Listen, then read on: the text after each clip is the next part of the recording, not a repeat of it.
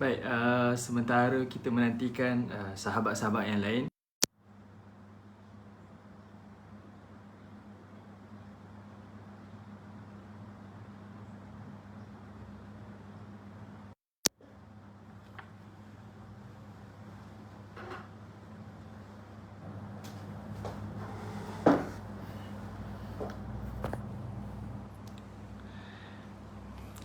Baik, insyaAllah mungkin kepada Prof Mohaini dah sampai dah, Alhamdulillah.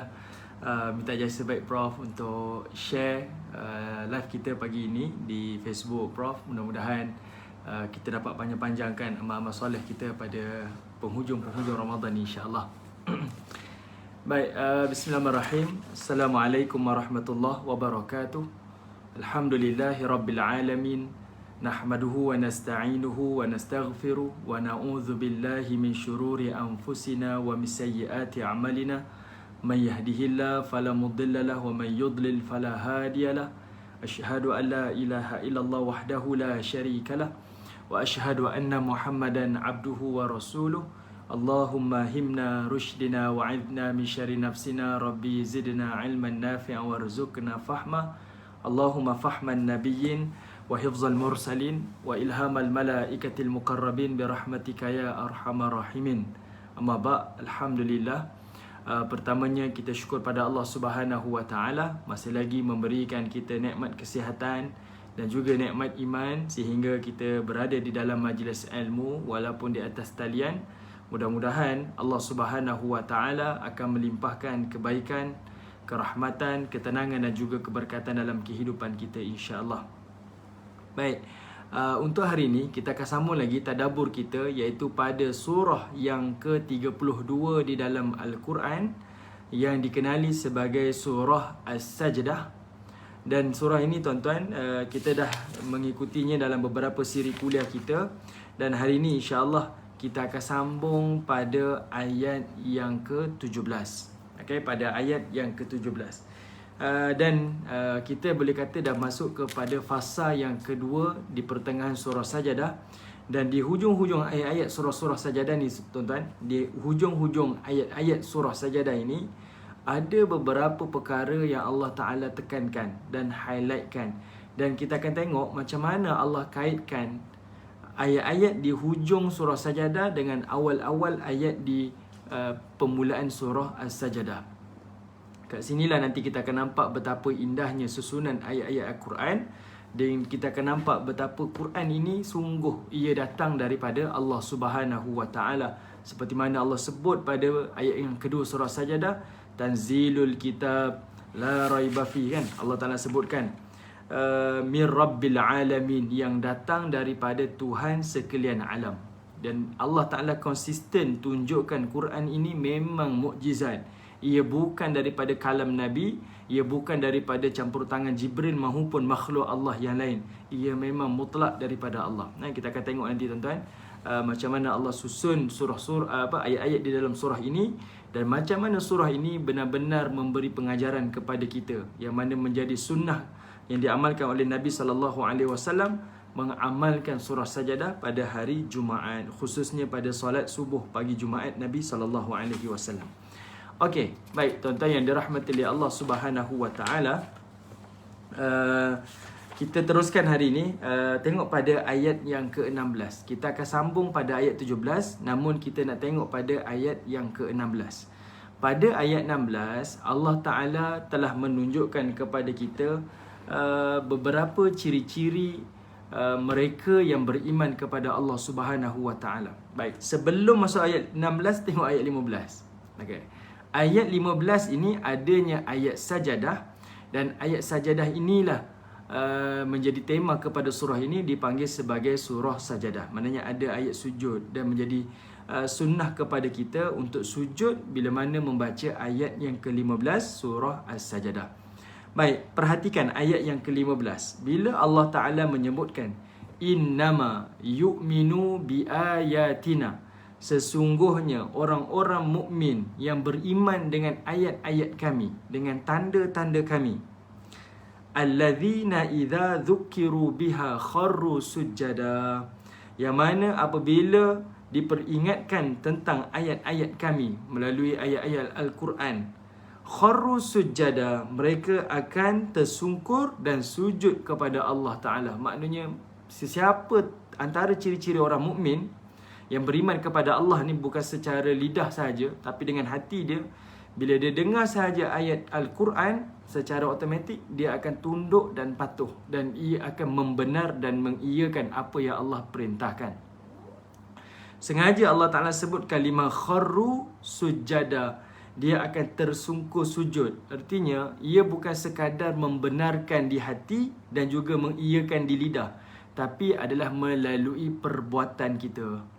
Okay? Sebab itu Allah sebut kalimah kharru sujada. Orang yang beriman ni dengan ayat-ayat Allah, sebut saja ayat Quran, dia bukan sekadar kata, ya betul lah ni ayat Quran, betul lah ini adalah kalam daripada Tuhan. Dia tak sekadar itu, tetapi dia dimanifestasi, dibuktikan dengan perbuatan dia, dengan amalan dia. Okay? Dengan perbuatan, dengan amalan, barulah menunjukkan dia sebagai seorang Muslim ataupun mukmin. Sebab itu daripada akidah Ahlussunnah wal Jamaah, kita akidah ni ada 3, iaitu dengan hati, kemudian dengan lidah, dan juga dengan amalan kita, perbuatan kita. 3 perkara ni, dia tak boleh pilih salah satu. Okey. Kemudian Allah Subhanahu wa taala sambung lagi. Kata Allah, wasabbahu bihamdi rabbihim wa hum la yastakbirun. Lalu dia akan bertasbih, menyucikan Allah. Lalu dan dia juga memuji Allah Subhanahu wa taala dalam keadaan la yastakbarun, dalam keadaan dia tidak takabur, tidak menyombongkan dirinya. Okey, baik tuan-tuan yang dirahmati Allah. Kaitan ayat yang ke-15 dengan ayat 16 sebenarnya ada penceritaan daripada Allah. Saya tak akan detailkan pada ayat 15 sebab kita dah sentuh pada minggu yang lalu. Cuma saya nak tunjuk pada tuan-tuan macam mana ayat 15, ayat 16 dan ayat 17 tu adalah ayat-ayat yang saling berturut-turut. Okay, saling tersusun, dan kita akan nampak macam mana Allah Ta'ala sebut ayat-ayat ini dan macam mana kita nak menilai keadaan kita, saya ni ada ciri mukmin ataupun tidak. Sebab Allah Ta'ala gunakan kalimah innama yu'minu pada ayat 15. Sesungguhnya orang mukmin bi ayatina, dengan ayat-ayat kami, bla bla bla bla. Allah Ta'ala explain ciri-ciri dia, dan ini yang kita kena nilai pada diri kita. Okay, baik. Terima kasih yang menonton. Saya minta jasa baik untuk tonton komen supaya live ini akan keluar di notification tuan-tuan dan juga sahabat-sahabat tuan-tuan. Dan minta juga jasa baik semua untuk sharekan live ini. Semoga kita sama-sama dapat panjang-panjangkan amal soleh kita di penghujung Ramadan, insya-Allah. Okey. Baik, tuan-tuan tengok pula ayat yang ke-16. Allah Ta'ala sebut tatajafa junubuhum 'anil madaji'. Yad'una rabbahum khaufan wa tama'a wa mimma razaqnahum yunfiqun. Okey. Apa perbezaan ayat 15 dan 16? Apa persamaan dia? Apa perbezaan dan apa persamaan dia? Sebenarnya tuan-tuan, persamaan ayat 15 dan 16 adalah Allah Ta'ala bercerita berkaitan tentang ciri-ciri orang mukmin. Namun pada ayat 16, Allah bukan sekadar membawa nilai ataupun contoh, ini ciri-ciri orang mukmin. Tak. Sebenarnya Allah Ta'ala memberi gambaran yang lebih luas. Perhatikan ayat 15. Bila Allah kata mereka yang beriman kepada Allah, dia akan sujud patuh pada Allah, dan dia akan wasabbahu bihamdi, dia akan bertasbih, memuji Allah dan menyucikan Allah. Yang ini tuan-tuan kita sebut orang mukmin dari sudut rohani dia, dalaman dia, dia dengar ayat Allah dan dia patuh. Okey. Dia dengar ayat Allah dan dia akan membenarkan ayat Allah Subhanahu wa taala. Ini dari sudut kita panggil dalam bahasa kita, dari sudut teori, ya. Ciri pertama orang mukmin dari sudut teori merujuk pada ayat 15. Maknanya dari sudut batin dia, ya, saya benarkan ayat Allah. Tidak ada satu pun saya ragu-ragu, tidak ada satu pun saya berselisih. Memang benar ayat Allah. Tapi ciri yang pertama ni tak sempurna, tak sempurna lagi. Sebab itu Allah sambung pada ayat 16. Ciri yang kedua kata Allah pada ayat 16, yad'una rabbahum khaufa wa tama'a. Di sini Allah tunjukkan adanya teori, adanya praktikal. Orang mukmin teorinya dia dengar dan dia patuh. Praktikalnya adalah kata Allah tatajafa junubuhum 'anil madaji', iaitu dia akan tinggalkan tempat tidurnya, tempat pembaringannya semata-mata untuk membuktikan keimanan kepada Allah. Maksudnya bila Allah sebut ayat 15, Allah kata wasabbahu bihamdi. Orang mukmin tu dia dengar ayat Allah, dia benarkan, dia akan sujud dan dia akan bertasbih memuji Allah. Itu dari sudut teori tuan-tuan. Tapi praktikalnya iaitu pada ayat 16. Bukti dia macam mana? Melalui perbuatan dia. Dia akan tinggalkan tempat tidur dia dan dia akan beribadah kepada Allah Subhanahu Wa Taala. Sebab itu orang mukmin dia tak cukup hanya sekadar di mulut saja. Saya beriman pada Allah, saya beriman pada Rasul. Saya percaya ni tutup aurat ni penting. Saya percaya solat itu wajib. Saya percaya semua daripada sudut lidah dia. Tapi praktikal dia, perbuatan dia, amalan dia tak menzahirkan ketaatan dia, keyakinan dia pada Allah. Maka ia masih lagi belum sempurna. Jelas tuan-tuan? Ayat 15 merujuk pada teori orang mukmin, manakala ayat 16 merujuk kepada praktikal orang mukmin. Kalau tuan-tuan perhati sungguh-sungguh, tuan-tuan akan nampak. Ayat 15 tu dari sudut pengucapan, perbuatan hati dan lidah dia. Ayat 16 adalah dari sudut perbuatan dia, menunjukkan keimanan dia pada Allah Subhanahu Wa Taala. Okey? Baik. Tengok ayat 16 tuan-tuan. Saya tak panjanglah, cuma saya nak nampakkan saja. Ayat 16. Tuan-tuan perhatikan, Allah gunakan kalimah tatajafa. Tatajafa diterjemahkan sebagai dia jauh. Tatajafa, jauh daripada lambung. Kalau kita terjemah dari sudut literal, tatajafa tu dia menjauhkan. Junubuhum. Okey? Kalimah junubuhum tu adalah lambung kanan. Kita baring mengiring tuan-tuan itu panggil junub. Lambung kanan ni. Kita baring macam ni, sebelah kanan. Okey? Kita sebut apa? Bahu kanan, lebih kuranglah macam tu. Okey, bahu kanan. Allah Ta'ala nak menunjukkan kepada kita sebenarnya kalimah tatajafa tu meninggalkan. Tapi dari sudut bahasa, kalimah tatajafa adalah merujuk kepada seseorang meninggalkan sesuatu kerana tidak suka. Macam mana terjemahan panjang tuan-tuan? Dia meninggalkan sesuatu kerana dia tidak suka. Sama ada dia rasa resah ataupun dia rasa cemas. Maknanya dia dalam keadaan macam gundah gulana, itu tatajafa. Artinya Allah Ta'ala nak bagi tahu antara ciri orang mukmin ni, bila dia dengar ayat Allah, dia bukan sekadar yakin, tapi dia akan buktikan dengan pengamalan dia. Dan Allah kata cara dia buktikan amalan dia, iaitu dia akan rasa resah dan dia akan tinggalkan tempat tidur dia. Kenapa tuan-tuan Allah sebut tatajafa junubuhum ni?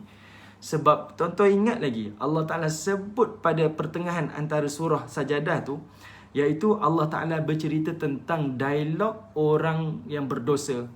Kan Allah Ta'ala sebut, walau tara idzil mujrimun nakisu ru'usihim inda rabbihim.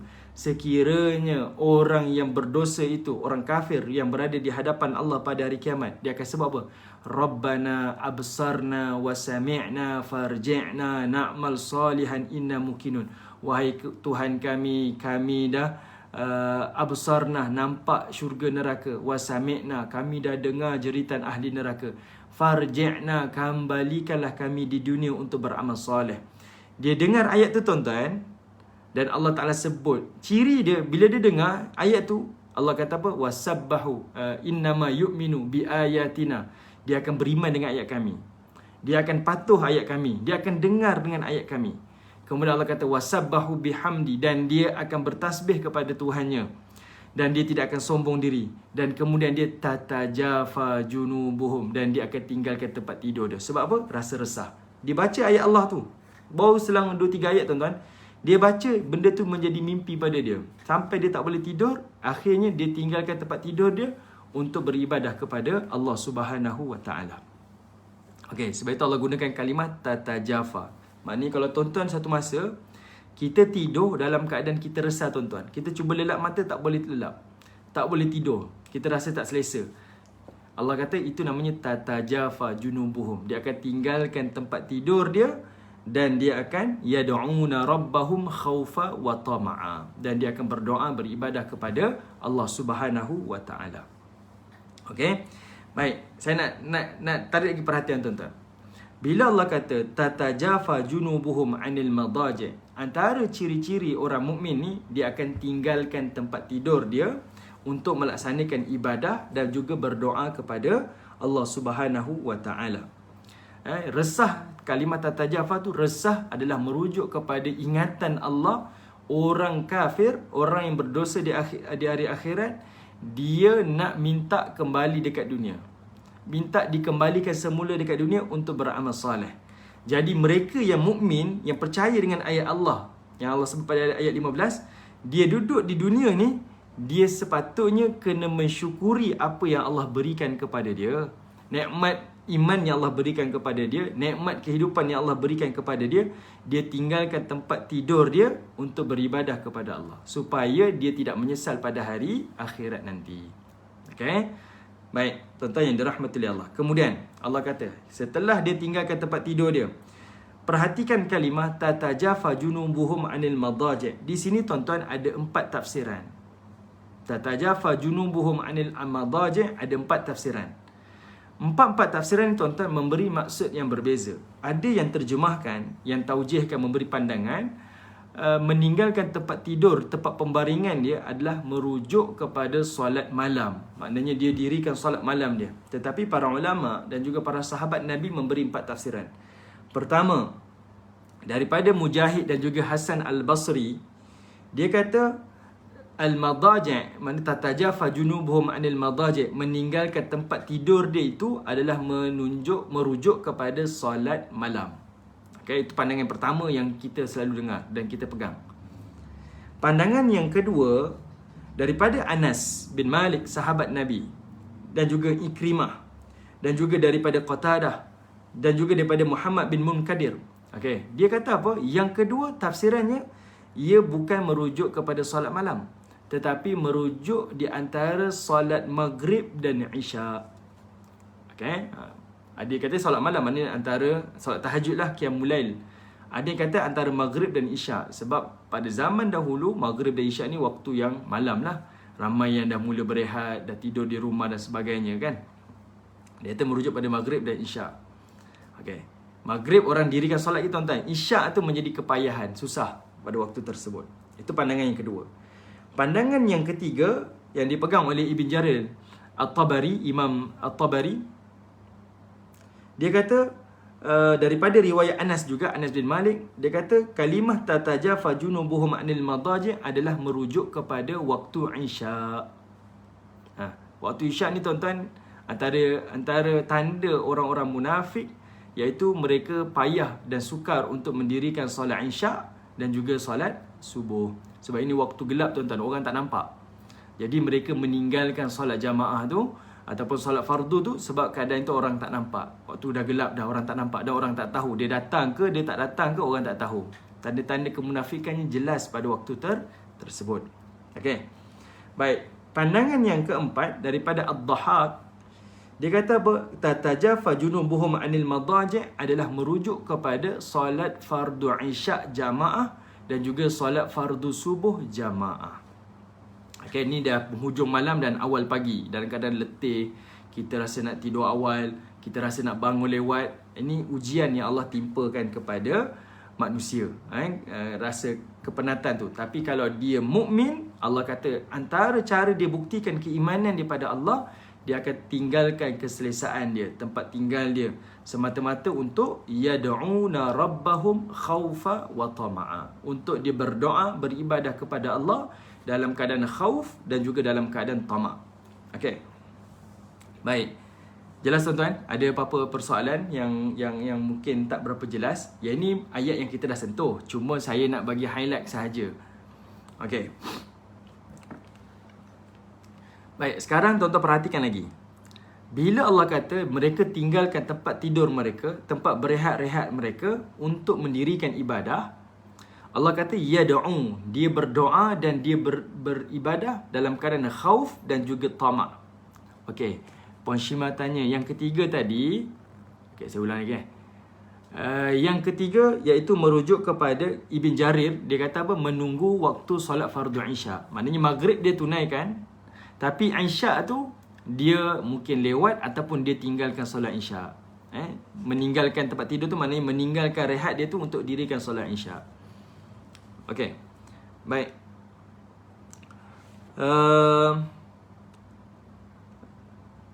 Tuan-tuan perhatikan ayat kalimah yad'una rabbahum khaufa wa tama'a. Khaufa wa tama'a. Mereka beribadah. Kalimah yad'u merujuk pada doa dan juga merujuk pada ibadah. Dalam keadaan Allah kata dua syarat. Khauf, tama'. Khauf takut, tama' ni berharap. Okey, tengok dulu kalimah khauf. Khauf tuan-tuan, takut dekat sini, khauf dekat sini ada beza. Ada kalimah yang kita dengar khauf, takut, dan satu lagi namanya khasyiyah. Yang ni kita dah sebut dalam surah Al-Mulk. Okey, saya tunjuk ada perbezaan. Kalimah al-khauf dan juga kalimah al-khasyiyah.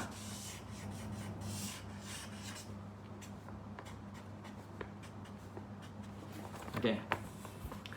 Terbalik ke tuan-tuan? Boleh Boleh baca. Terbalik kot tulisan saya ni. Ada beza kalimah al-khauf, takut, dan juga al-khasyiyah pun takut juga. Tapi apa perbezaan di antara khauf dan khasyiyah? Kenapa Allah gunakan kalimah khauf? Kenapa Allah tak gunakan kalimah khasyiyah? Baik. Kalimah khauf tuan-tuan. Okey. Kalimah khauf adalah merujuk kepada takut, cemas dan juga khawatir tentang amalan mereka dan juga doa mereka, sama ada Allah terima ataupun tidak. Itu merujuk pada khauf, takut. Tapi kalau kalimah khasyiyah itu merujuk kepada dia takut dalam keadaan dia mengagungkan Allah. Ada beza Takut tentang amalan dia. Saya buat ni, Allah, takutlah saya tak terima. Takutlah puasa saya ni Allah tolak. Takutlah, itu takut. Takut sekadar takut saja. Tapi kalau Allah sebut kalimah khasyiyah, takut, tapi takut tu adalah berserta dengan kita mengagungkan Allah. Maknanya kita kenal Allah. Ma'rifatullah tu kita kenal. Kita tahu Allah macam mana, sifat Allah macam mana, zat Allah macam mana. Jadi bila Allah sebut merujuk kepada seseorang yang sedang beribadah kepada Allah, kebiasaannya Allah akan sebut khasyiatillah. Dia akan takut kepada Allah sebab dia takut dalam keadaan dia mengagungkan Allah. Tapi kalau sebut khauf, dia hanya sekadar takut saja. Okey, dia takut ibadahnya ditolak, dia takut doanya ditolak, dia takut ibadahnya tak ikhlas, dia takut dia beribadah dalam keadaan riak dan sebagainya. Itu sekadar takut. Okey. Baik. Dan yang kedua, Allah gunakan kalimah tama'. At-tama'. Puan Shima tanya saya pada minggu lalu. Apa maksud at-tama'? Kenapa Allah sebut kalimah tama'? Kenapa Allah tak sebut kalimah raja'? Saya minta maaf tuan-tuan mungkin di sini ada sudut tata bahasa Arab, ada sudut dari kalimah-kalimah Arab ni. Cuma ada maksud sebenarnya yang tersendiri kenapa Allah memilih kalimah-kalimah ni. Okey, saya tulis dulu tuan-tuan. Tuan-tuan perhatikan. Ada beza kalimah at-tama', ta mim ain. Ada beza kalimah satu lagi dipanggil sebagai al-amlu ataupun al-amal. Satu lagi disebut sebagai ar-raja.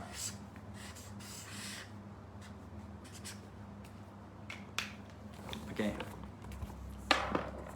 Okey. Kalau terbalik saya sebut alif, lam, ta, mim, ain. At-tama'. At-tama' ni maksudnya pengharapan. Alif, lam, alif, mim, lam, al-amal pun bermaksud pengharapan. Alif, lam, ra, jim, alif, hamzah, ar-raja pun disebut sebagai pengharapan. Ada 3. Dan ada kalanya Allah gunakan 3-3 ni, ada kala Allah memilih salah satu. Tapi kenapa pada ayat ini Allah kata mereka beribadah dalam keadaan tama'? Kenapa mereka tak beribadah dalam keadaan amal? Kenapa tak beribadah dalam keadaan raja'? Okey, tuan-tuan dengar sungguh At-tama' ni bermaksud pengharapan. Apa beza tama', amal, raja'? Kalau at-tama' ni pengharapan dia adalah perbezaan dia adalah merujuk kepada waktu tempoh. Okey, waktu tempoh. At-tama' ni iaitu pengharapan, dia mengharap ni dalam waktu yang terdekat. Itu at-tama'. Okey, at-tama' ni merujuk pada Harapan dia adalah dalam waktu terdekat. Manakala al-amal adalah merujuk kepada pengharapan pada waktu yang jauh lagi. Sebab itu kalau kita baca buku karangan kanak-kanak dalam bahasa Arab, bila disebut sebagai pengharapan ataupun cita-cita, kebanyakan mereka gunakan kalimah al-amal. Al-amal ni kebiasaannya diterjemahkan sebagai cita-cita. Benda yang jauh lagi ni, tempoh dia jauh lagi. Okay? Cita-cita ni kan harapan kita kan.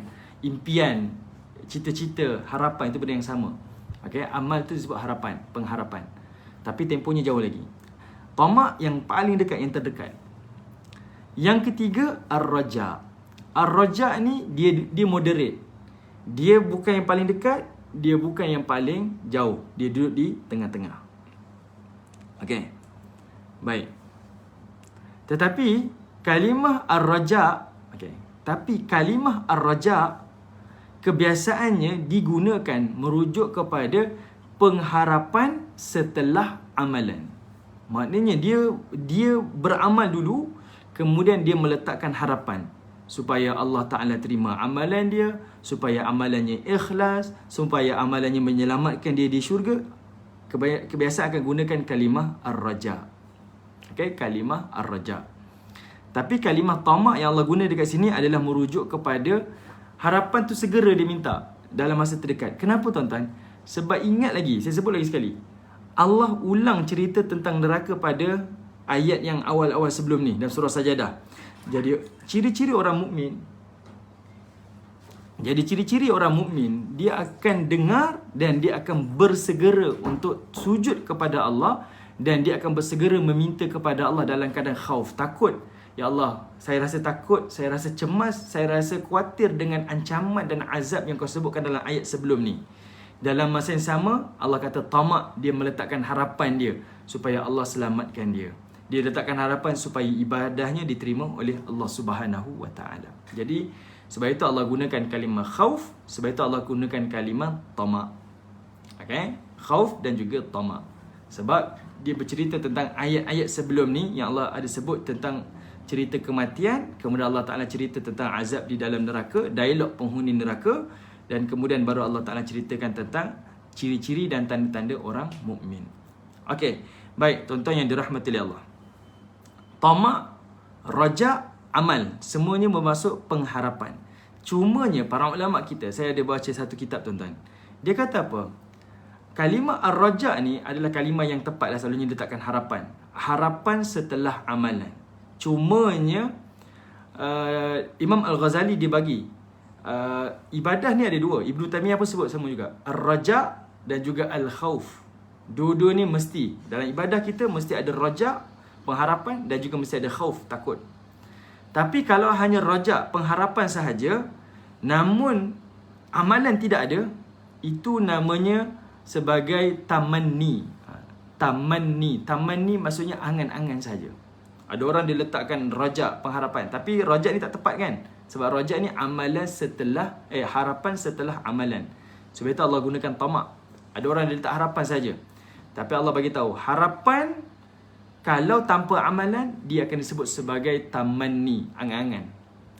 Kalau dia letakkan tamak, harapan, tapi amalannya rosak, ada syirik, ada perkara-perkara yang tak elok dia buat, ada benda yang perkara maksiat yang dia lakukan seiring dengan harapan mengharapkan syurga Allah, itu disebut sebagai ghurur, iaitu tertipu dengan ibadah dia. Yang ini disebutkan oleh Imam Al-Ghazali. Jadi ibadah kita tuan-tuan, dia mesti ada raja, pengharapan setelah amalan, dan juga dia mesti ada khauf, takut dengan Allah Subhanahu wa taala. Kenapa tuan-tuan dua ni penting? Okey, tuan-tuan dengar sungguh Saya nak bagi tuan-tuan penerangan kenapa dua ni penting Allah sebut. Sebab manusia bila dia mengabaikan salah satu, itu akan membinasakan dia. Contoh, ni dari sudut dalam kitab Al-Farqu Baina Firaq. Ini pecahan-pecahan akidah daripada agama Islam. Kita Ahlussunnah wal Jamaah, ada pecahan akidah-akidah lain tuan-tuan, kumpulan-kumpulan agama yang lain. Misal, kalau ada manusia yang terlalu rajak saja, dia terlalu berharap sangat kepada Allah Ta'ala, tetapi tidak ada khauf, maka dia akan menjadi kelompok golongan murji'ah. Murji'ah. Ni tuan-tuan selalu dengar kot. Ada kelompok namanya Murji'ah, Mu'tazilah, Khawarij dan sebagainya kan. Kalau dia terlalu meletakkan harapan kepada Allah, kita berharap Allah Ta'ala terima amalan kita, kita harap Allah Ta'ala akan ampunkan dosa kita, kita harapan yang positif-positif tuan-tuan, tapi tidak ada khauf. Dia tolak khauf ni, dia hanya terima rajak je ataupun tamak je, maka dia menjadi kelompok Murji'ah. Sebab itu kalau kita tengok dari sudut ilmu akidah, golongan Murji'ah ni golongan yang sentiasa optimis. Sampai dia kata apa? Iman ni dia tidak bertambah dan tak berkurang. Iman ni statik, dia tak bertambah tak berkurang. Sedangkan kita tahu iman ni yazid wa yanqus, bertambah dan berkurang. Tapi kata golongan Murji'ah, iman tak bertambah tak berkurang. Bahkan dia kata kalau kamu melakukan dosa-dosa besar sekalipun, iman kamu tak akan rosak. Kamu tetap akan masuk syurga Allah. Sebab apa? Harapan dia sangat positif kepada Allah. Kan kita pernah dengar, saya bermaksiat ni nak buat macam mana, saya terpaksa. Sebab sekarang ni saya tak ada pekerjaan, saya terpaksa buat macam ni juga. Mudah-mudahan Allah Maha Pengampun. Tak boleh tuan-tuan. Itu namanya rajak sampai menjadi Murji'ah. Sebab itu Murji'ah ni tuan-tuan, kelompok ni sampaikan dia kata apa? Kalau orang ni mencuri, orang ni berzina, tak boleh dijatuhkan hukuman kepada dia. Tak boleh. Sebab itu adalah takdir Allah. Kita tak ada kuasa untuk jatuhkan hukuman kepada dia, melainkan Allah Ta'ala mesti akan mengampunkan dosa dia. Itu rojak sangat tuan-tuan. Okay? Ataupun tamak sangat. Pengharapan tu sangat baik kepada Allah, tapi dia mengabaikan khauf. Ada juga kelompok yang terlalu khauf, takut pada Allah, dia tolak rojak. Pun tak boleh juga. Dia akan pecah menjadi satu lagi kelompok, namanya Khawarij. Khawarij ni tuan-tuan sebenarnya dia adalah kelompok daripada pengikut pengikut Ali. Daripada pengikut Ali, kemudian dia pecah. Khawarij ni daripada kalimah kharaja, dia keluar. Dan dia menjadi sangat ekstrim kerana terlalu takut kepada Allah, memegang Allah ni syadidul iqab, azab yang sangat pedih, terlalu takut tanpa ada harapan yang positif pada Allah. Akhirnya dia menjadi Khawarij. Macam mana Khawarij tuan-tuan? Siapa yang melakukan dosa, apatah lagi dosa besar, dia menjadi kafir dan halal untuk dibunuh. Zalim sangat sampai jadi tahap macam tu. Sebab dia kata Allah, sebab pengharapan pada Allah ni positif pada Allah tak ada. Allah ni kita perlu takut. Kalau buat sedikit maksiat, itu maknanya kita ni memang jahat. Bahkan bukan sekadar jahat, bukan sekadar fasik, bahkan kita telah jatuh sebagai kafir dan halal darah kita dibunuh. Sampai tahap jadi macam tu. Sebab itu Ibn Taymiyah menyebutkan, kita ni mesti dalam ibadah, dalam doa kita mesti ada raja, mesti ada khauf. Raja, khauf. Okay? Saya minta maaf, saya pun terkeliru. Sebab dalam ayat ini Allah gunakan kalimah khauf dan juga tamak. Tapi para ulama bila bincang dalam kitab mereka, dia akan sebut kalimah khauf dan juga raja. Tamak dan raja maksud yang sama, pengharapan. Tapi saya sebutkan tadi, tamak ni harapan dia benda-benda yang dekat dengan dia. Okay, macam kita tuan-tuan baca ayat Quran, bila Allah sebut tentang azab neraka, kita kata ya Allah jauhkanlah saya pada azab neraka ni. Selalunya harapan tu pada waktu itu saja tuan-tuan. 2-3 hari akan datang kita lupa dah dan kita tak berharap. Okay, kita tak berharap, kita tak ingat dah. Ingatan tu tidak ada dah. Peringatan tu tidak sampai lagi dah. Tapi para ulama kata kalimah yang digunakan adalah khauf dan juga raja. Raja tu sebab dia adalah pengharapan setelah amalan. Maknanya kita beramal dulu, kemudian baru kita letakkan harapan kepada Allah supaya diterima, supaya dijauhkan kita daripada azab api neraka. Masukkan kita dalam syurga. Okey, jelas tuan-tuan. Okay, jadi dua perkara ni mesti ada dalam ibadah kita.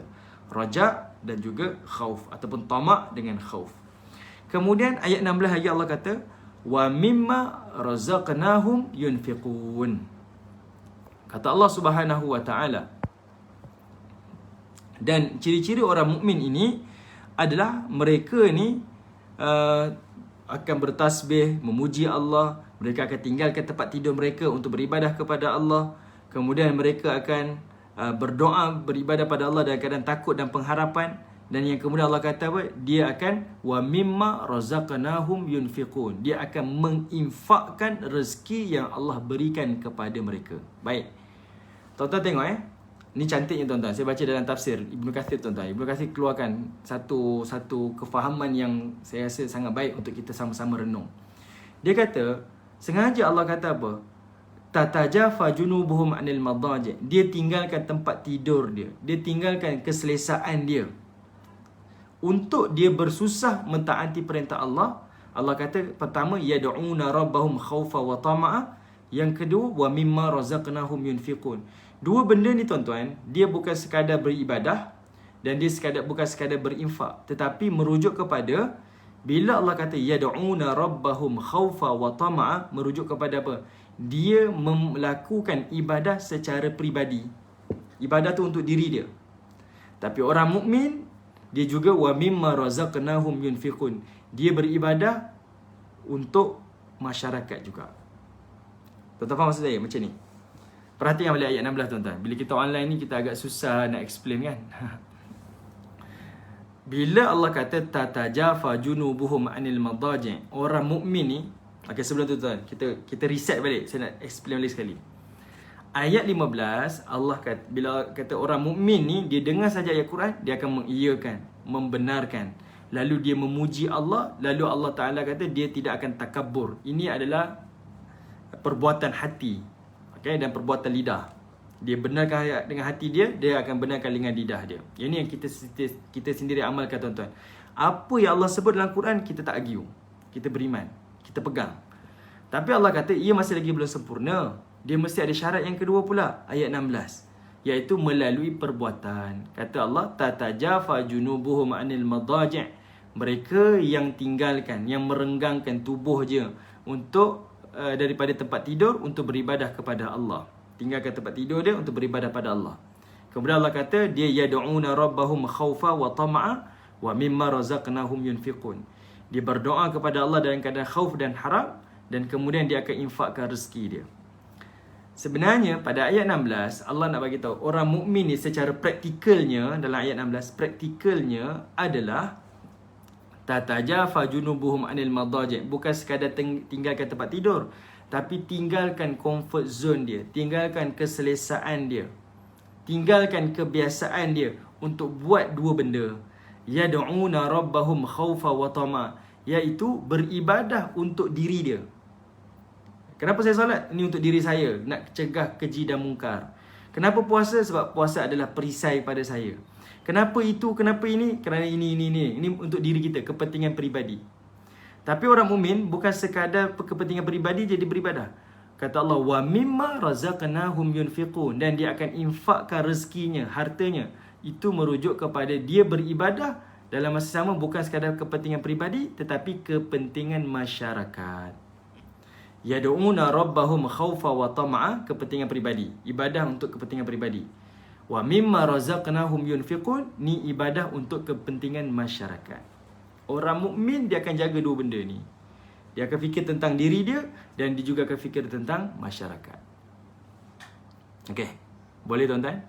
Orang mukmin dia akan fikir tentang diri dia dan dia akan fikirkan tentang masyarakat. Jelas tuan-tuan? Ni ayat yang ke-16.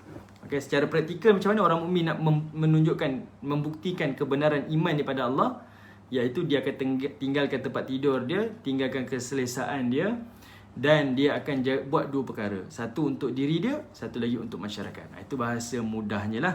Simpelnya macam tu. Boleh? Tuan-tuan yang dirahmati oleh Allah Subhanahu wa ta'ala. Okey. Baik, tuan-tuan yang dirahmati oleh Allah. Tengok. Saya ada sedikit buat homework untuk tuan-tuan. Saya nak tunjuk pada tuan-tuan, Allah Ta'ala sebenarnya menggunakan kalimah-kalimah yang tepat di dalam Al-Quran. Sangat tepat. Yang ini dibincanglah dalam kitab Al-Burhan fil Ulumil Quran. Okay? Kitab ni sangat menarik tuan-tuan sebab dibincang detail. Macam mana kita tadabbur. Bukan sekadar ayat tapi kalimah-kalimah yang Allah gunakan. Misal. Saya contohkan pada tuan-tuan. Ada beza Allah gunakan kalimah. Sekejap saya sebut.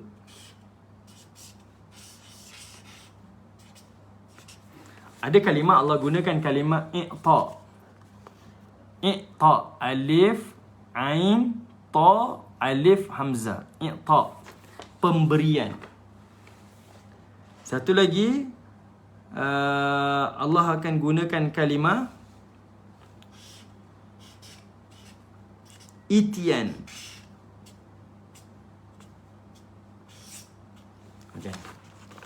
Satu lagi Allah gunakan kalimah itian. Alif, ta, ya, alif, nun. Okey. Baik. Okey. Baik. Ada beza kalimah i'ta dan juga kalimah itian. Saya minta maaf tuan-tuan. Yang ini sengaja saya nak tunjuk pada tuan-tuan kalimah-kalimah pemilihan yang tepat daripada Allah. Sebab tadi kita sentuh kalimah tamak kan. Kenapa tak rajak? Kenapa tak amal?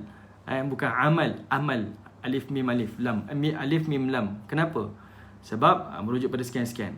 Kemudian kita nak tengok lagi. Kenapa Allah sebut kalimah i'ta, pemberian, dan kenapa Allah juga gunakan kalimah itian, pemberian. Dua-dua bermaksud pemberian. Tapi dua-dua kalimah ni Allah guna pada waktu yang berbeza-beza. Contoh, kalimah i'ta, pemberian, Allah gunakan pada ayat inna a'tainaka kal kautsar. Kan kita selalu sebut inna a'tainaka kal kautsar. A'tainaka tu daripada kalimah i'ta, pemberian. Sesungguhnya kami telah memberi kepada kau wahai Muhammad al-kautsar. Kalimah i'ta ataupun kita sebut ata, ada ulama dulu namanya Ata'illah, Al-Imam Ata'illah As-Sakandari. Ini ulama daripada Iskandariah, daripada Mesir. I'ta ataupun ata ni tuan-tuan bermaksud pemberian, tapi maksud dia adalah pemberian yang sementara, pemberian yang tidak kekal, pemberian di dalam keadaan terpaksa. Itu namanya i'ta. Tapi bila Allah gunakan kalimah itian, okey, ataupun atu, itian ni sama juga dengan kalimah atu. Saya sebut contoh nanti mesti tuan-tuan nampak. Pun bermaksud pemberian, tetapi pemberian kalimah itian adalah bermaksud pemberian dalam keadaan gembira, sukarela dan dalam keadaan puas hati. Itu namanya itian. Okey, contoh nak bagi mudah. Allah bila sebut inna a'tainakal kautsar, sesungguhnya kami memberi kepada kamu wahai Muhammad telaga al-kautsar. Kenapa Allah gunakan kalimah i'ta ni, pemberian yang sementara? Sebab Allah nak bagi tahu al-kautsar, telaga kautsar ni adalah nikmat yang sementara Allah akan berikan di hari mahsyar. Sebab nikmat yang sebenar adalah di dalam jannah nanti. Sebab itu Allah gunakan kalimah i'ta. Kemudian Allah gunakan lagi. Contoh dalam ayat yang lain Allah kata apa? Hatta yu'tul jizyah. Sehinggalah orang kafir ini akan membayar jizyah, akan memberikan jizyah, cukai kepala ni. An yadin wahum saghirun, kata Allah Subhanahu wa taala. Allah nak bayangkan orang kafir dia keluarkan duit untuk bayar kepada kerajaan, cukai dia. Tapi Allah gunakan kalimah i'ta. Pembayaran mereka adalah pembayaran secara terpaksa. I'ta saya sebutkan tadi, tak kekal, sementara, terpaksa. Jadi Allah kata orang kafir bila bayar jizyah, cukai, di dalam keadaan i'ta, terpaksa. Tapi orang mukmin Allah kata dia dalam keadaan itian. Dia memberi dalam keadaan itian, gembira, puas hati dan juga dalam keadaan suka. Allah guna pada ayat mana tuan-tuan? Selalu kita sebut aqimus solah wa atuz zakah. Atuz zakah. Atuz zakah tu, tunaikan zakat tu disebut sebagai, dia datang daripada kalimah itian, pemberian. Orang mukmin Allah ajar kita berbeza dengan orang kafir yang membayar jizyah dalam keadaan terpaksa.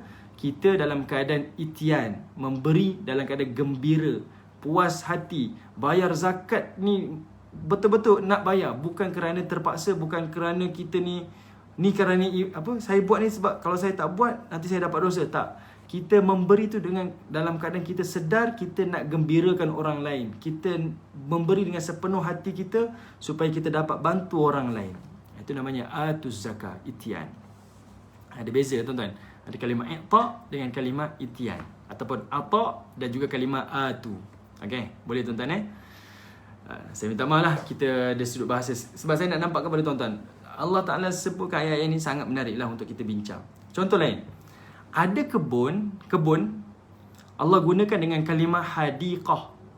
Ada kebun Allah gunakan dengan kalimah bustan. Ada beza kan? Kalimah hadiqah, taman, kebun, dan juga kalimah bustan, kebun ataupun taman juga. Apa beza tuan-tuan antara dua ni? Kalau hadiqah, kebun yang berpagar, Kalau bustan, kebun yang tiada pagar. Okay. Cuba tuan-tuan perhatikan, ada banyak ayat-ayat dalam Quran bila Allah Ta'ala nak tunjuk dia adalah tempat yang khas, kawasan yang terjaga. Ni adalah kawasan terlarang ni, hanya orang-orang tertentu sahaja. Allah akan guna kalimah hadiqah. Okay, tak digunakan kalimah bustan. Itu boleh disebut tentang wajif, rajif. Okay. Ini pun ayat-ayat yang lain lah. Okay, baik. Contohlah dalam bahasa Arab, bila sebut wajif, rajif, itu merujuk kepada degupan jantung. Bila nak sebut degupan jantung ni kuat, ada kala digunakan wajif, waw, alif, jim, fa. Ada kala digunakan sebagai rajif, ra, alif, jim, fa. Dua-dua ni memberi maksud degupan jantung, tetapi makna yang berbeza. Wajif bermaksud degupan jantung dalam keadaan gembira. Kita gembira ni, rasa excited, dia akan duduk-duduk kan, dia panggil wajif. Tapi kalau rajif, dia degupan jantung ni akan berdegup dalam keadaan kita takut dan cemas. Perkataan hampir sama tapi maksud yang berbeza. Okey. Baik, tuan-tuan yang dirahmati oleh Allah Subhanahu Wa Taala. Baik. Pada ayat 16 tuan-tuan, menarik. Dalam satu hadis daripada Imam Ahmad. Hadis ni riwayat Imam Tirmizi, Imam An-Nasai dan juga Ibnu Majah. Hadis ni panjang tuan-tuan. Tuan-tuan dengar hadis ni. Nabi sebut, kata Imam Ahmad, diriwayatkan daripada Muaz bin Jabal, sahabat yang Nabi sayang ni, Muaz bin Jabal. Kata Muaz bin Jabal, dahulu aku pernah berjalan dengan Nabi SAW. Muaz bin Jabal ni jalan dengan Nabi satu masa ni, musafir dengan Nabi. Satu hari aku duduk dekat dengan Nabi SAW sedang kami berjalan. Maknanya Muaz bin Jabal cerita dia pernah berjalan dengan Nabi, dan dia berjalan tu waktu tu dia berdua dengan Nabi, hampir dengan Nabi dalam keadaan dia berjalan. Lalu Muaz bin Jabal tanya pada Nabi SAW. Sahabat Nabi ni dia tak pernah sia-siakan masa dia tanpa benda-benda yang berhikmah tuan-tuan. Duduk jalan-jalan dengan Nabi pun akan bertanya dengan Nabi soalan-soalan yang baik, yang boleh mereka tingkatkan iman dan amal dia. Dia kata, ya Nabi Allah, berikan kepada saya cerita ataupun bagi tahu pada saya apa amalan yang boleh masukkan saya dalam syurga, yang jauhkan saya daripada azab api neraka. Wahai Nabi Allah, bagi tahu saya apa amalan yang saya boleh buat, yang kalau saya buat saya dapat masuk syurga, kalau saya buat saya dapat jauh daripada neraka. Nabi pun jawab, engkau bertanya tentang sesuatu benda yang besar. Benda tu nampak kecil tapi benda tu besar. Tetapi kata Nabi, dia tetap mudah. Walaupun benda tu besar, soalan ringkas kan? Apa yang boleh buat saya masuk syurga, jauh daripada neraka? Nabi kata soalan tu besar, tapi sebenarnya dia mudah. Mudah, kata Nabi, bagi orang yang Allah mudahkan. Apa dia? Kata Nabi, mudah je. Ada 5. Pertama, kata Nabi, beribadah kepada Allah tanpa syirik kepada dia. Basic kan? Kedua, dirikan salat. Ketiga, bayar zakat. Keempat, puasa bulan Ramadan. Dan yang kelima, laksanakan haji. Ringkas yang Nabi sebut. Ni 5 perkara. Benda ni besar, tapi dia mudah bagi orang yang mudah. Tuan-tuan perhatikan. Sebut dirikan salat mudah tuan-tuan, tapi tengok nak melaksanakan tak mudah. Tapi ada orang mudah untuk laksanakan. Hajinya macam tu, zakatnya macam tu, puasanya macam tu. Okey. Kemudian Nabi sambung lagi. Mahukah engkau tahu apakah pintu-pintu kebaikan? Nabi detailkan itu tuan-tuan. Nak tahu tak wahai Muaz, apakah itu pintu-pintu kebaikan? Lalu kata Nabi SAW, pintu-pintu kebaikan tu ada 3. Pertama, kata Nabi, puasa itu akan menjadi perisai. Puasa, kata Nabi, dia akan menjadi perisai. Maknanya tuan-tuan, kita ni kalau nak cegah diri kita daripada bermaksiat, puasa. Puasa dekat sini tuan-tuan, bila kita hilang lapar, kita lapar dan dahaga, dia akan mengurangkan keinginan kita dan mengurangkan syahwat kita kepada perkara-perkara yang lain. Bukan sekadar perkara yang haram, tapi perkara-perkara yang lain. Kita tak berdaya. Dengan rasa lapar dan haus tu akan menghilangkan keinginan kita kepada benda-benda yang lain. Walaupun benda-benda yang mengharuskan, tapi dia akan hilangkan. Itu sebab Nabi kata dia menjadi perisai. Dan puasa dekat sini menjadi perisai, iaitu merujuk juga maksud, saya pernah sebut pada tuan-tuan, perisai mata kita jangan lihat benda maksiat. Perisai telinga kita jangan dengar benda maksiat. Perisai mulut kita jangan sebut benda maksiat. Maknanya orang yang berpuasa bukan sekadar perisaikan perut dia daripada makanan dan minuman, tapi perisaikan seluruh panca indera dia, jangan buat benda yang haram, jangan buat benda yang maksiat. Itu namanya puasa. Okay, Nabi sebut. Itu pertama, pintu kebaikan pertama namanya puasa, dia akan jadi perisai. Kedua, kata Nabi, sedekah. Sedekah. Sebab sedekah itu, kata Nabi, dia akan meleburkan dosa-dosa kamu. Okay? Kita ada dosa, tuan-tuan, kita tak tahu banyak mana. Ada kali dosa kita tak sedar. Apa yang kita sebut, kita tak sedar, kita menyakiti kawan lain. Jadi caranya adalah dengan kita berinfak, bersedekah. Dan yang ketiga, kata Nabi SAW, pintu-pintu kebaikannya adalah mendirikan solat malam. Okay? Mendirikan solat malam. Ni 3 pintu kebaikan, tuan-tuan. Puasa, sedekah, solat malam. Kalau tuan-tuan perhatikan, 3-3 ni sebenarnya membentuk peribadi kita. Solat malam, tuan-tuan, dia akan melunakkan akhlak kita. Sebab masa tu kita akan hampir dengan Allah Ta'ala.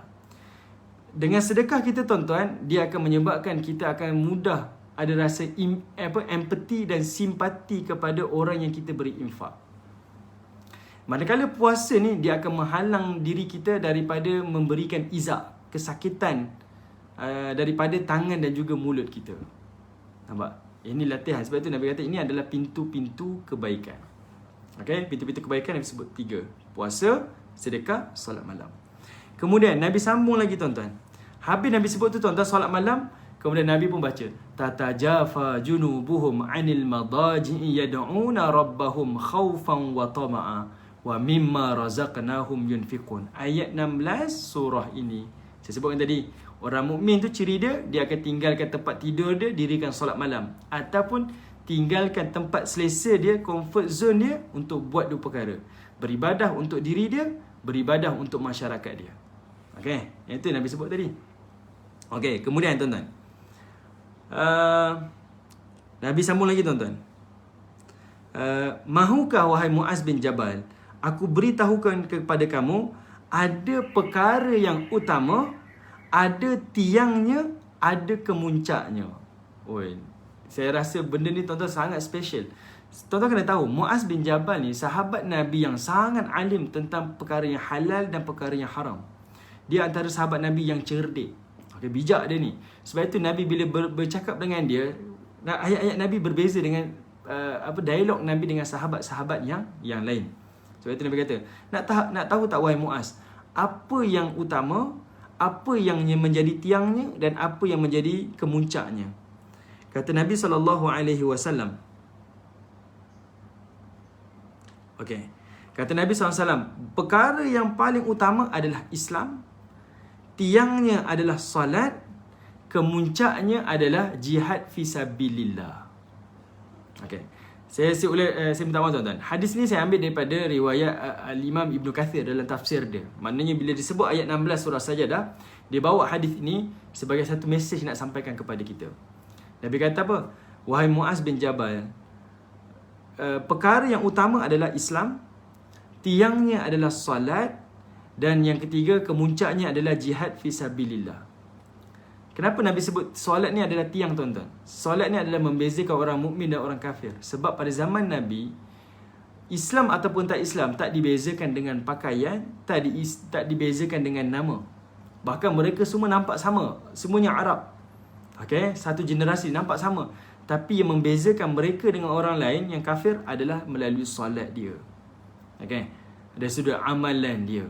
Nama sama, tuan-tuan. Ada orang Huzaifah sebelum Islam macam tu nama dia, lepas Islam pun macam tu juga nama dia. Tapi yang membezakan dia Islam ataupun tidak, dari sudut amalan dia, solat dia. Sebab tu Nabi kata, solat ni tiang agama. Runtuhnya solat, runtuhlah tiang agama kamu. Okay, sebab itu dari sudut perbuatan kita.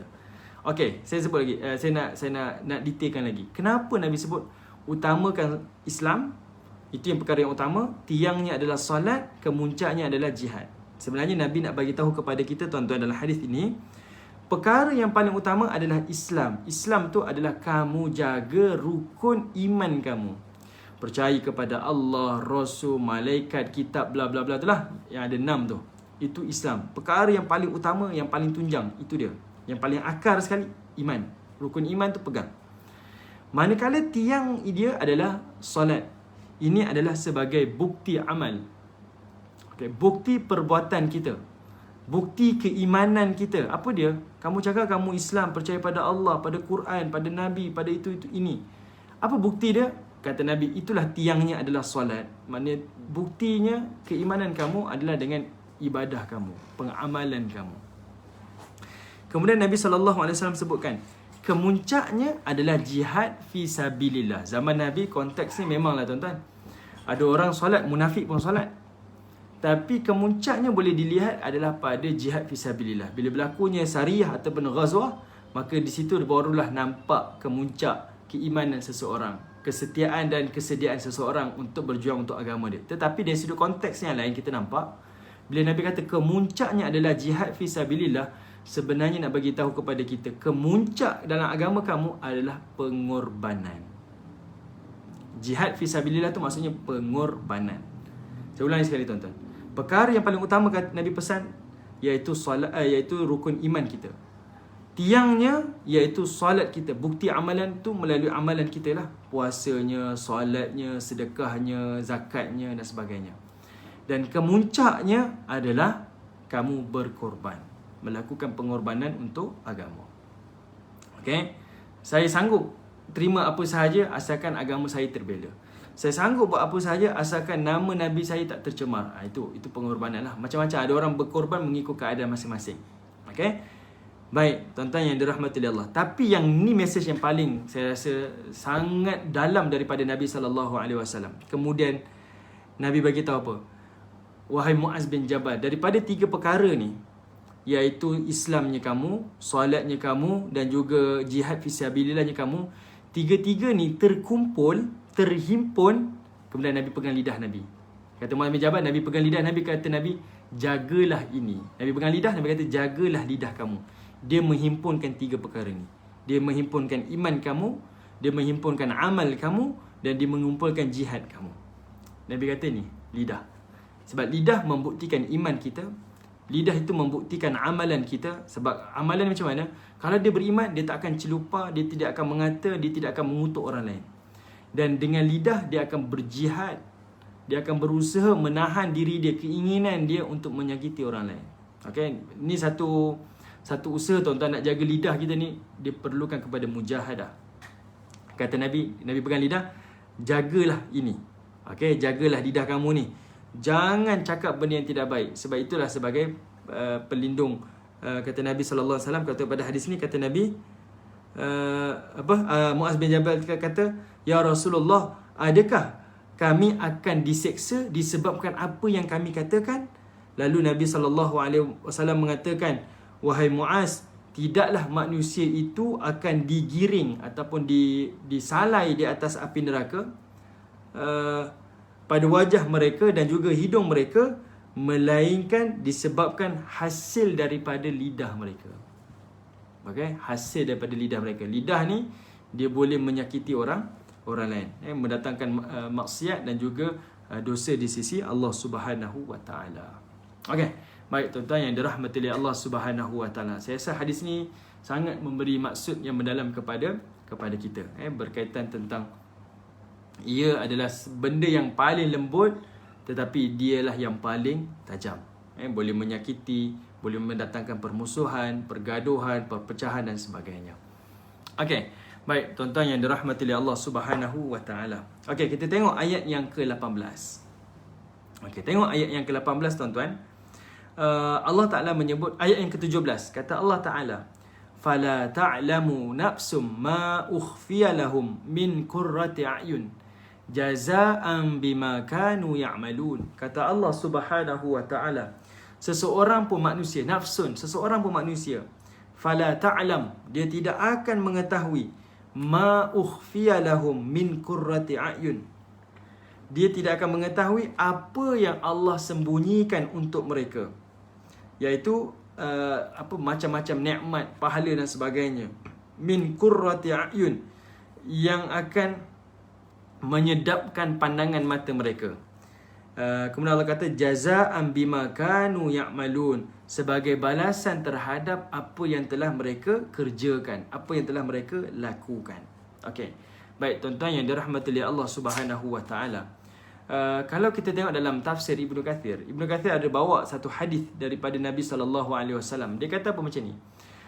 Imam Al-Bukhari ada bawa satu hadis yang mana kata Imam Bukhari, Allah Subhanahu wa taala menyebutkan dalam hadis kursi, kata Allah, a'dadtu li'ibadi salihin la 'ainun rad ma la 'ainun rad ma la 'ainun ra'at wala udhunun sami'at wala khatara ala qalbil bashar. Kata Allah Subhanahu wa taala dalam hadis kursi, aku telah sediakan untuk hamba-Ku yang saleh sesuatu yang tak pernah dilihat oleh mata, sesuatu yang tak pernah didengar oleh telinga, dan sesuatu yang tak pernah yang terlintas di benak hati manusia. Ini jaminan syurga yang Allah berikan.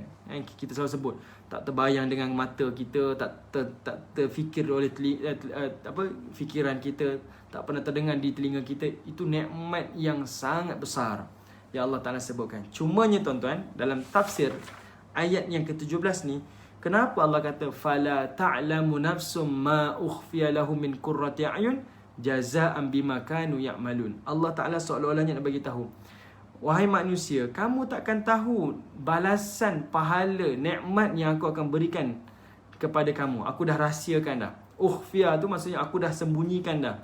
Yang mana nikmat-nikmat ni semuanya adalah qurratu a'yun, akan menyedapkan pandangan mata kamu. Kemudian Allah kata jazaa'an bima kanu ya'malun. Sebenarnya Allah nak bagi tahu kepada kita, nikmat Allah, pahala yang Allah berikan ganjaran kepada orang saleh di syurga nanti adalah setimpal dan lebih daripada yang kita jangkakan. Dalam maksud macam ni, bila orang mukmin melakukan ibadah dalam keadaan sembunyi, maka pahalanya pun Allah akan sembunyikan kenikmatan dia. Maknanya kamu tunggu nanti, nikmat dekat hari akhirat itu adalah nikmat yang paling besar. Dia setimpal. Sebab tu Allah sambung jazaa'an bima kanu ya'malun. Ia sebagai ganjaran setimpal dengan apa yang telah kamu kerjakan di dunia. Kamu lakukan dengan secara rahsia, kamu lakukan memang kerana Allah, kamu jangan risau. Ini pahala ganjaran yang eksklusif untuk kamu wahai manusia. Jadi ayat yang ke-17 tu, macam itulah mesej yang Allah Ta'ala nak sampaikan. Kamu lakukan ibadah ikhlas, sembunyi-sembunyi ni kerana Allah, ganjaran pahala pun Allah akan sembunyi. Cuma Allah kata apa? Min qurrati a'yun. Kamu jangan takut, benda yang sembunyi tu akan sedap dekat mata kamu. Tuan-tuan bayangkan, cuba perhatikan, kenapa Allah kata nikmat itu adalah qurrati a'yun. Qurrati a'yun ni tuan-tuan, qurrati a'yun ni adalah selalu digunakan untuk merujuk kepada anak-anak kan. Kita sebut anak-anak ini qurrati a'yun, penyejuk-penyejuk mata ni, penyedap-penyedap mata ni. Cuba tengok anak kita tuan-tuan.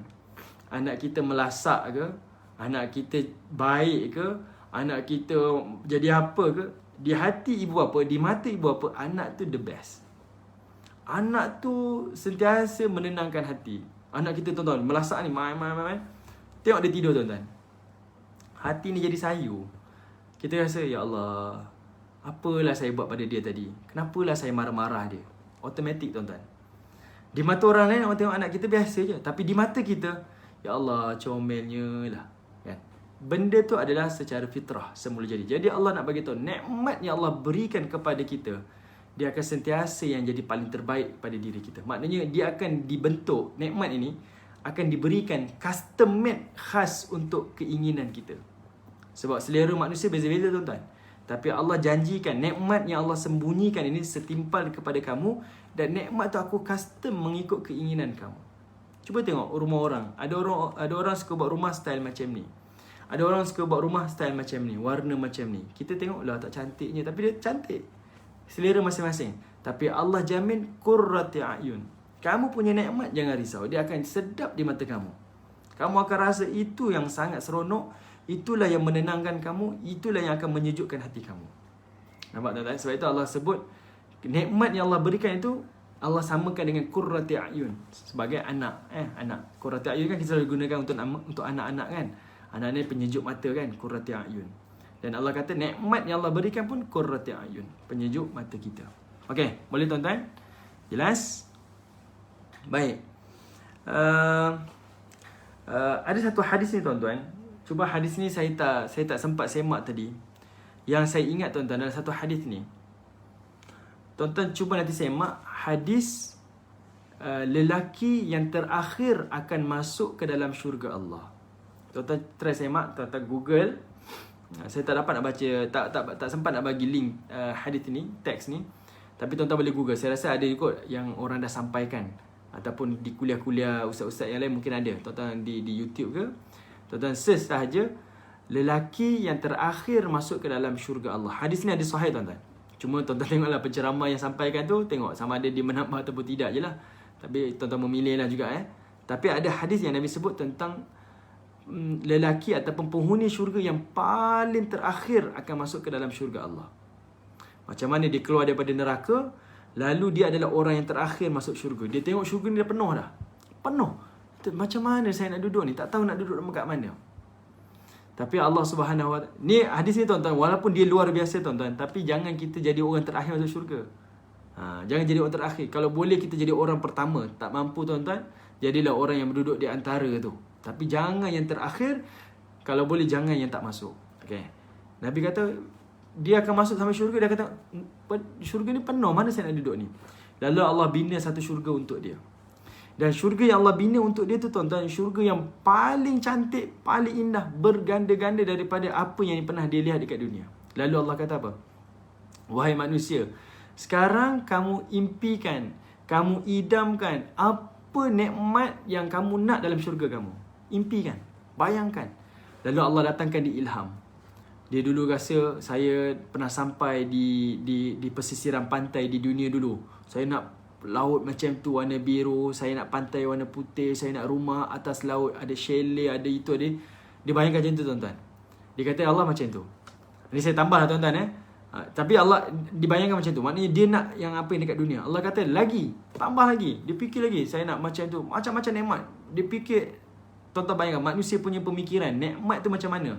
Saya nak rumah besar mana, saya nak dekorasi macam mana, saya nak interior design macam mana. Dia bayangkan dahsyat macam tuan-tuan.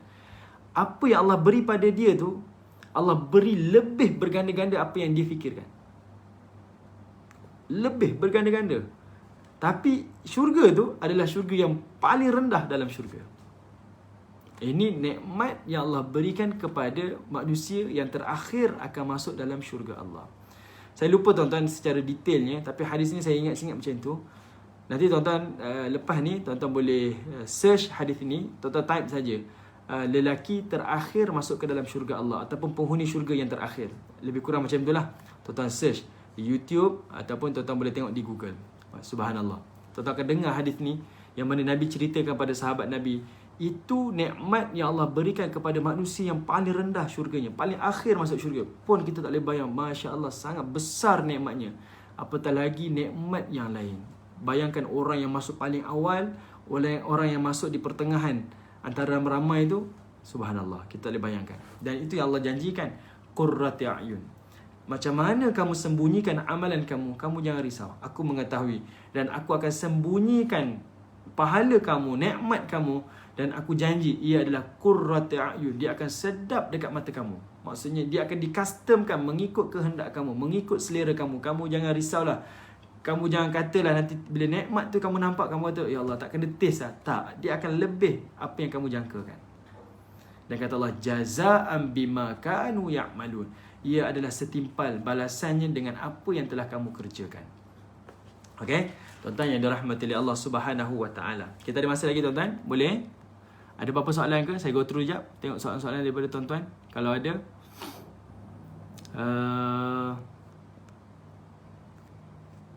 Terima kasih Puan Shima. Puan Shima banyak buat nota. Terima kasih. Mungkin yang terlepas boleh tengok pada komen. Puan Shima ada tinggalkan nota-nota ni. Lagi tak ada soalan tak?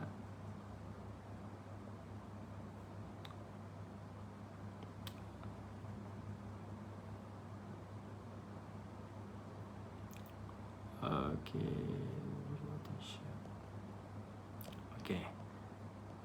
Puan Shima kata soalan minggu lepas rajak dengan khauf. Rajak dengan tamak. Saya dah jawab kan tadi? Jelas tak? Lagi.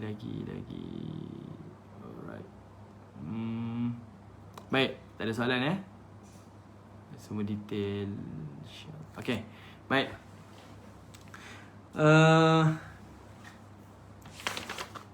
Kemudian tuan-tuan, Tengok pada ayat yang ke-18. Daripada ayat yang ke-18 sampai ayat yang ke-22 ni, dia topik lain lah. Okay? Allah Ta'ala sebutkan topik yang lain. Tapi topik ni adalah nak menunjukkan kepada kita, Allah ni Tuhan yang Al-Adil dan juga Tuhan yang Ar-Rahman. Tuhan yang Maha Adil dan Tuhan yang Maha Pemurah. Okay? Maknanya, seseorang yang masuk syurga adalah kerana Allah Ta'ala ni memang Tuhan yang adil dan Tuhan yang pemurah. Dan seseorang yang masuk dalam neraka adalah membuktikan Allah Tuhan yang adil dan Tuhan yang pemurah. Maknanya Allah tak akan zalimi seseorang hamba-Nya. Dan ini akan menjadi bukti, dia akan jadi dalil. Okey, tengok pada ayat yang ke-8. Sebab kita selalu dengar kan orang kata, kenapa ya kami buat baik je dekat dunia ni, cuma kami tak beriman saja, kenapa saya boleh masuk neraka? Selalu orang kata macam exam sekolah kan, orang kata yang ni study, yang ni tak study dan sebagainya lah. Macam-macam lah contoh yang orang sebut. Cuma saya nak bagi tahu dekat sini tuan-tuan, Allah Ta'ala beritahu pada kita, kamu diazab ataupun kamu terima nikmat dalam syurga nanti, itu bukti Allah Tuhan yang Maha Adil, Tuhan yang Maha Pemurah. Dan Allah janji pada kita, tidak ada manusia di hari akhirat yang akan dizalimi, walaupun sekecil-kecil perkara, tidak ada. Okay? Tidak ada.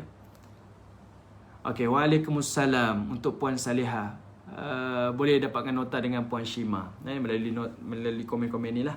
Okay, baik. Tuan-tuan tengok pada ayat 18. Allah kata apa? Afaman kana mu'minan kaman kana fasiqa la yastawun. Kata Allah Subhanahu wa ta'ala, afaman, maka apakah, kana mu'minan, antara orang mukmin, kaman kana fasiqa, dengan orang kafir itu, la yastahun, mereka ni tidak sama. Apakah orang mukmin tu seperti orang kafir ataupun orang fasik? Adakah mereka ni antara benda yang sama di hari akhirat? Kata Allah, la yastahun, mereka tidak sama. Kenapa tuan-tuan? Surah ini surah Makkiyah. Surah ini turunkan sebelum Nabi hijrah. Yang mana surah ini tuan-tuan, orang kafir menganggap di hari akhirat keadaan mereka sama macam dunia. Kamu di dunia jadi pembesar, orang Muslim. Kami orang kafir pun pembesar juga dekat kota Mekah. Kamu dekat dunia beramal soleh, tapi kamu makan. Dan kami kafir tak beramal soleh pun kami makan juga. Jadi Allah kata, di hari akhirat, la yastahun, mereka takkan sama. Orang kafir dan juga orang fasik tak akan sama. Okay? Orang mukmin dengan orang fasik tak akan sama. Orang mukmin apa tuan-tuan? Orang mukmin adalah orang yang beriman dengan ayat-ayat Allah dan orang yang mengikut Rasulullah. Itu mukmin. Kalau tengok daripada definisi dalam ayat ni lah. Manakala orang fasik adalah merujuk orang yang keluar imannya. Keluar iman ni, dia tak kafir tuan-tuan, tetapi mereka yang tidak mentaati Allah dan mereka yang mendustakan Rasulullah. Maknanya dia sudah i'tiqad Allah lagi lah, Tuhannya Allah. Okay? I'tiqadnya masih lagi Tuhannya adalah Allah. Jelas, Allah. Tapi dari sudut perbuatannya, dia tinggalkan perintah Allah. Dia tak ikut apa yang Rasulullah suruh. Disebut sebagai fasik. Okay, kalau kita tengok di dunia, nampak macam sama tuan-tuan. Orang mukmin macam tu, orang fasik pun macam tu. Sama je, nampak keadaan macam sama. Dia makan, saya pun makan. Saya hidup, dia pun hidup. Saya bahagia, dia pun bahagia. Macam tak ada perbezaan. Tapi di hari akhirat, la yastahun. Allah kata, dia tidak akan sama sama sekali. Tak akan sama. Dan Allah Ta'ala sebut pada ayat 19, ayat 20, ayat 21, ayat 22. Allah explain apa yang tak sama tu. Pertama Allah kata, tengok ayat 19. Ammal ladzi na'amanu wa 'amilus salihat. Kata Allah Ta'ala, adapun orang yang beriman dan beramal saleh, falahum, bagi mereka, jannatul ma'wa, satu syurga yang diberi nama sebagai al-ma'wa. Ma'wa ni tuan-tuan adalah tempat berlindung.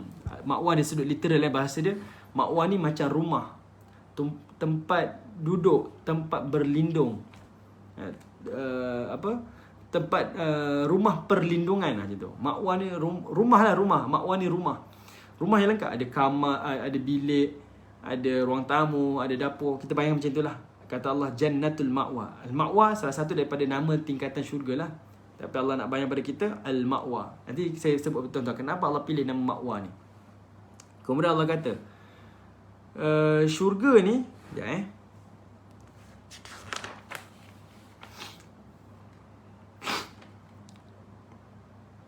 Okey, kemudian Allah kata nuzulam bima kanu ya'malun. Okey. Tuan-tuan perhatikan kalimah Jannatul Ma'wa. Pertama, Allah bagi nama Jannatul Ma'wa. Nama syurga ni syurga Al-Ma'wa. Nama syurga ni adalah syurga Al-Ma'wa. Kenapa Allah kata syurga ni syurga Ma'wa? Ma'wa ni maksudnya rumah. Al-Ma'wa ni maksudnya rumah. Rumah perlindungan. Okay? Rumah untuk kita berlindung. Sebenarnya ada tiga. Ada tiga bayangan daripada Allah. Pertama,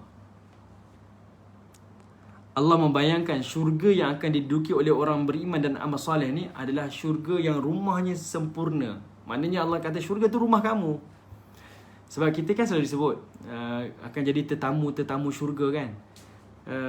Bila sebut tetamu syurga ni tuan-tuan, seolah-olahnya kita takkan rasa selesa sebab kita tetamu kan. Walaupun tuan rumah kata datanglah rumah saya, buat macam rumah sendiri, kita tetap takkan rasa selesa sebab itu bukan rumah kita. Kita tetamu. Tapi Allah nak kata tetamu tu adalah sebagai layanan. Kamu dilayan macam tetamu, sedangkan kamu duduk di rumah kamu. Macam tu. Jadi Allah kata nama syurga tu adalah syurga Ma'wa. Tempat kamu duduk ni rumah kamu ni.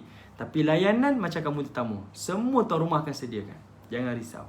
Okay, itu pertama. Allah nak bayangkan pada kita rumah tu sempurna, sangat komplit, sangat cantik, sangat indah, akan dihiasi mengikut taste kita. Okey, itu pertama. Yang kedua, Allah Ta'ala sengaja sebut Jannatul Ma'wa, iaitu syurga rumah ni, nama rumah ni, Al-Ma'wa ni, sebab Allah Ta'ala nak membayangkan keselesaan kepada penghuninya. Orang beriman dan beramal soleh, kamu akan duduk dalam syurga. Syurga tu adalah syurga kamu dan kamu akan rasa selesa dengan syurga kamu. Sebab kita duduk rumah kita, kita rasa selesa tuan-tuan. Tuan-tuan tidur hotel ke, tuan-tuan tidur rumah kawan ke, tidur rumah orang ke, tidur siapa-siapa pun, seronok mana pun, hebat mana pun, tak rasa seronok macam kita tidur atas katil rumah kita. Tengok TV rumah kita kecil tuan-tuan, dia tetap rasa seronok best daripada tengok TV dekat rumah orang. Kan? Sebab itu rumah kita. Allah Ta'ala nak bayangkan. Pertama, bayangan syurga kamu tu sempurna. Kedua, Allah nak bayangkan suasana kamu dalam syurga kamu tu adalah selesa macam rumah kamu. Okay? Sebab tu Allah kata Jannatul Ma'wa.